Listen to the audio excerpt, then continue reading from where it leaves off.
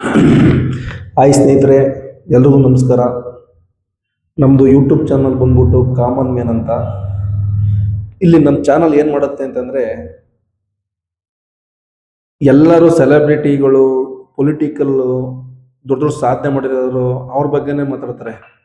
Common man ಅಂತಂದರೆ ನಮ್ಮಂಥ ಬಡವರು, ಮಿಡಲ್ ಕ್ಲಾಸವರು ಏನೇನೋ ಪ್ರಯತ್ನ ಮಾಡಿ ಸಾಧನೆ ಮಾಡಬೇಕು, ಗುರಿ ತಲುಪಬೇಕು ಅನ್ನೋ ಹಠ ಛಲದಿಂದ ಮಾಡುವಂಥ ವ್ಯಕ್ತಿಗಳ ನಾನು ಇಂಟರ್ವ್ಯೂ ಮಾಡಬೇಕು ಅಂತ ಹೊರಟಿದ್ದೀನಿ.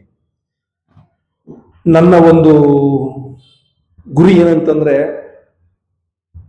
ಫಿಲಮಲ್ಲಿರೋರು ಮತ್ತೆ ಯೂಟ್ಯೂಬು, ಇನ್ಸ್ಟಾಗ್ರಾಮಲ್ಲಿ ಫೇಮಸ್ ಆಗಿರೋರು ಮಾತ್ರ ಎಲ್ಲರೂ, ಮತ್ತೆ ಬಿಸ್ನೆಸ್ ಮ್ಯಾನ್ಗಳು ಇವರೆಲ್ಲರೂ ಮಾತ್ರ ಇಂಟರ್ವ್ಯೂ ಮಾಡ್ತಾರೆ, ಇವ್ರನ್ನೇ ಸಾಧಕರು ಅನ್ಕೊಂಡಿದ್ದಾರೆ.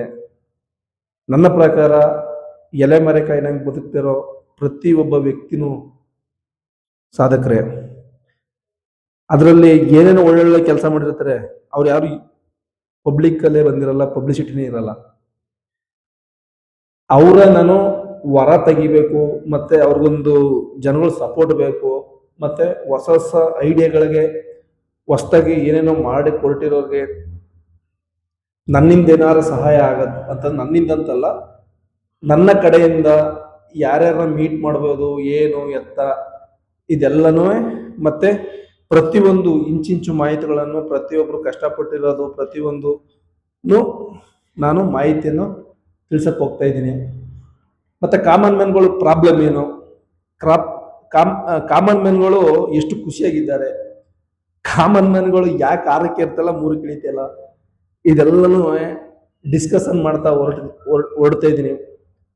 ನಮ್ಮ ಸ್ನೇಹಿತ ಬಂದ್ಬಿಟ್ಟು ಸಂತೋಷ್ ಅಂತ ಅಂದ್ಬಿಟ್ಟು ಅವ್ರಿಗೂ ಕೊಡ್ತೀನಿ. ಹಾಯ್ ಸಂತೋಷ್. ನಮ್ಮ ಚಾನಲ್ ಹೊಸದಾಗಿ ಮಾಡಿದ್ದೀನಿ, ಎಲ್ಲರೂ ಹಂಗೆ ಅನ್ಕೊಂಡಿರ್ತಾರೆ. ಹಾಯ್ ಸ್ನೇಹಿತರೆ, ನಮ್ಮ ಸಂತೋಷ್ ಅಂತ ಅಂದ್ಬಿಟ್ಟು ನನ್ನ ಗೆಳೆಯ, ಮತ್ತೆ ನನ್ನ ಸ್ನೇಹಿತ, ಮತ್ತೆ ಬಂಧು ಮಿತ್ರ, ಕಷ್ಟ ಸುಖದಲ್ಲಾಗುವಂಥ ಒಬ್ಬ ಗೆಳೆಯ.